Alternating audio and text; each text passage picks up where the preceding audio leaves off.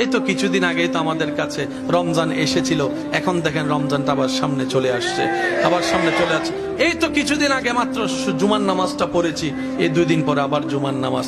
বুদ্ধিমানরা মনে করে জাহান্নামের ভয়ানক আযাব সইতে পারবো না, দুনিয়াটাই ভালো কল্যাণের। ঠিক এই কাজটাই আল্লাহ করে।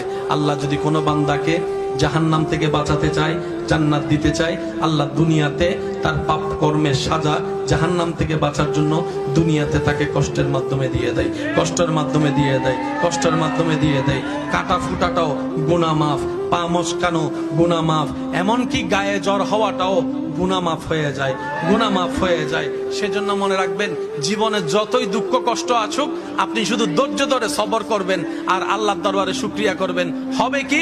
গুনাহ মাফ হবে, নেকির পাল্লা বাড়ি হবে, জাহান্নাম থেকে বেঁচে যাবেন, জান্নাত আপনার ঘর হয়ে যাবে যদি রব্বুল আলামিন চায়। বলেন না সুবহানাল্লাহ। সেজন্য বলা হয়, আল্লাহ যখন যা করে, আল্লাহ যখন যা করে